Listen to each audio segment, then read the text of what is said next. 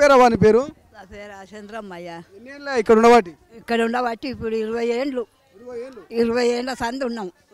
కొనుక్కొని కట్టుకున్నాం. రెక్కలతో కష్టం చేసి బిక్కడి నీళ్ళు తాక్కుంటా ఎండనక బిగ్గనక కష్టం చేసి కొనుక్కున్నాం నాయన. మాది మాకే చాలు, మేము ఏ బెడ్రూమ్లకు రాము. సస్తి ఇక్కడనే సస్తాం, బత్తి ఇక్కడనే బతాం. మంచిది కాదంటవా రేవంత్ రెడ్డి సార్ చేసే పని? ఏం చేస్తుండు ఆయన? ఏం చేస్తుండు? ఇన్ని ఏళ్ళ సందులేంది ఇవాళ వచ్చి కొత్తగా వచ్చి నువ్వు రాజకీయ వెళ్ళి మందిని నాశనం చేస్తున్నావు. అంతకెక్కువ ఏం లేదు. కానీ మంచిగా చేస్తా అంటుడు కదా మూసి ప్రక్షాళన వల్ల. అయ్యా ఏం మంచిగా చేస్తాడు? రెక్కలతో కష్టం చేసుకుంటుంది, కొనుక్కుంటుంది, పట్ట చేయించుకుంటుంది, బిక్కడి నీళ్ళు తాగి ఇల్లు కట్టుకున్నాం బిడ్డ. మా ఇల్లు మాకే చాలు, మాకేం వద్దు నాయన. మాకే బెడ్రూమ్ వద్దు, మాకేదొద్దు. ఇన్న సస్తాం, ఇక్కడనే ఉంటాం. భయపడుతురంట పండుగ కూడా చేసుకుంటున్నట్టు? భయం లేదు, మాకేం భయం లేదు. సస్తాననే సస్తాం, బత్తాననే బతాం, గంతే. ఆఫీసర్లు ఎవరైనా అధికారులు వచ్చిపోతురు, ఇక గిట్నే అడుగుతురు పోతురు. అందరు గిట్నే వస్తురు, అడుగుతురు పోతురు. గంతే నాయన, మాకేదొద్దు. మేము అందులోనే ఉంటాం, అందులోనే సస్తాం, ఎక్కడ పోం. 20 వద్దయ్యా, వద్దు. మేము కష్టం చేసి కట్టుకున్నాం బిడ్డ. బిక్కడి నీళ్ళు తాకుండా కట్టుకున్నాం నాయన. మాకు ఏ బెడ్రూమ్ వద్దు, మా ఇల్లు మాకే ఉండని. అమ్మ ఇంకెవరన్నా మాట్లాడరమ్మా? పర్లేదు, ఎవరన్నా మాట్లాడరా? ఏమనిపిస్తుంది అన్న, అందరు మాట్లాడేది అదే. మా ఇల్లు మాకే కావాలి, వేరే అయితే వద్దన్న. మాకు మా ఇల్లు మాకే కావాలి. డబుల్ బెడ్రూమ్ ఇల్లు అయితే వద్దు. మేము కష్టపడి కట్టుకునే ఇల్లు ఇవి. మాకు గుడిసె అయినా ఏదైనా మాకు పర్వాలేదు, కానీ మా ఇల్లు మాకే ఉండాలి. వేరే అయితే వద్దన్న మాకు. ఒకవేళ ఈడికెళ్ళి పొమ్మంటే ఏమైనా బాధ అనిపిస్తుందా? ఈ నెలలు బాధ అనిపించదా అన్న? మరి బాధ అనిపించదా? రూపాయి పోగు చేసుకొని కట్టుకుని ఇంట్లో ఎక్కడనో చూపిస్తా డబుల్ బెడ్రూమ్లు ఇళ్ళలో కోరి అంటే మేము పోము. మేము ఇక్కడనే ఉంటాం. చచ్చిపోయినా ఇక్కడనే, బతుకున్నా ఇక్కడనే, వేరేనైతే పోము. కావాల్సుకుంటే పొమ్మని చెప్తే మేము ఎంత ల్యాండ్కి ఎంత రేటు ఉందో అంత రేటు కట్టియండి, గోడలకి ఎంత రేటు ఉందో అంత రేటు కట్టిస్తే వెళ్ళిపోతాం మేము. ఇక్కడ ఇంకా అంతకు మించి అయితే మేము ఇక్కడికి వెళ్ళాం. ఇది మొత్తం మీద ఇక్కడ నుంచి అయితే కదలమని చెప్తున్నారు చాలామంది కాలనీ వాసులంతా కూడా. రోజు ఇదే పరిస్థితి, అందరూ ఒకే చోటుకు రావడము, గుమ్ముగూడము. సో ఏం జరుగుతుందో ఏం కథ అనేటువంటి భయాందోళనకు గురవుతున్నటువంటి పరిస్థితి. సో అన్న ఇంకొంతమంది ఉన్నారు. అన్న చెప్పండి అన్న, వాట్సాప్ గ్రూపులు కూడా పెట్టుకున్నారు, మీ అందరూ ఏమైనా జరిగినా అందరం ఒకేసారి కలవడానికి కూడా సిద్ధంగా ఉన్నామంటున్నారు, నిజమేనా? ఓకే, మీకు అన్నిటికన్నా ముందు ఒకటి చూపిస్తా.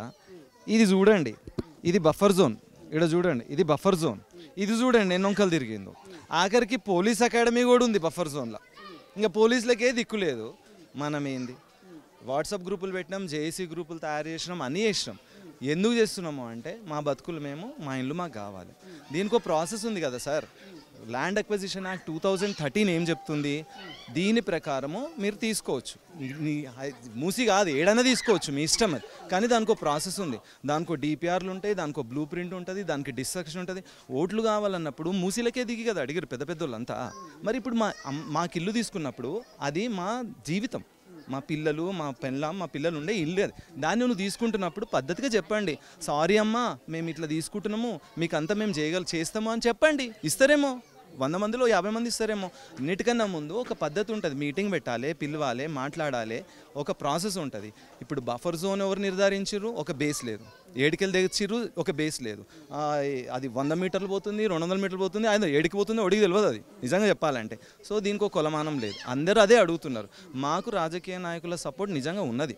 అది ఈటల రాజేందర్ కానీ, ఆఖరికి మీ పార్టీ అయిన మధు యాష్కి గారు వస్తున్నారు. మా బిహాఫ్లో ఆయన కేసు వాదిస్తూ అంటున్నారు. మాకు చాలా సంతోషం.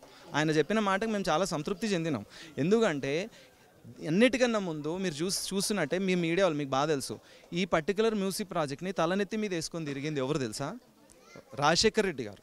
రాజశేఖర్ రెడ్డి గారు దీనికి ఒక బ్లూ ప్రింట్ ఇచ్చారు. మూసీ సుందరీకరణ అని చెట్లు వేస్తాము, రోడ్లు వేస్తాము, అవేస్తాము, ఇవేస్తామని. ఆయన ఎందుకు వెనకకు పోయిండండి? మీరు చెప్పండి. మీకు మీ ఇంటర్నల్గా ఏమైనా ఇష్యూ ఉంటే అది మీరు ఫిక్స్ చేసుకోండి. అంతేగాని ఆ మూసీలో ప్రజలని అదని గబ్బు కొడుతుందని ఇంతకాలం ఎందుకు రాలేదు ఈ గబ్బు వాళ్ళకు? మరి ఇంతసేపు నుంచి మాకేం కాలేదు. ఏదన్నా చేయండి సార్, మేము ల్యాండ్ ఇవ్వాలి అని వచ్చిన స్టేజ్ వస్తే ఒక పద్ధతిగా చేయండి. ఇళ్ళకి లాక్కొచ్చి సార్ ప్రజాస్వామ్యం నేను ఒకటే చెప్తున్నా, ఇక్కడ ఒక గవర్నమెంట్ వాళ్ళే ఇళ్ళకి లాక్కొచ్చి సామాన్ బయట పడేస్తే అది ఇంకొకరికి మనం ఏం చెప్తున్నాం సార్, ఒక గూండా గిరి చేస్తున్నట్టు. ఇంకోటి అరే గవర్నమెంటే లాగి పడేస్తుంటారా భయ్, 100 రూపాయలు కూడా దెబ్బలు తినే రోజులు వస్తాయి. నేను చెప్తున్నా, కొట్టిపోతారు మనల్ని. గవర్నమెంట్ మీ స్టేట్లో గవర్నమెంటే ఇంత గలీజ్గా ఉంది, మేమేంది 1000 రూపాయలు కావాలన్నా కొడతాడు, 5 రూపాయలు కావాలన్నా కొడతారు. మనది తెలంగాణ సార్, మీకు అందరూ తెలుసు ఎంత కష్టపడి తెచ్చుకున్నాం. ప్రాణాలు ఇస్తాము, ప్రాణాలు తీసుకుంటాము, అన్నీ చేస్తాం. ఇలాంటి అప్పుడు ఇంత పెద్ద విషయం అయినప్పుడు ఒక ప్రాసెస్ని ఫాలో కమ్మంటున్నాం, మేమేం అనట్లేదు. ఇది మాకు చేయాల్సిన బాధ్యత. అసలైన తొలి వెలుగు. ఫాలో వాట్సాప్ @తొలి వెలుగు official.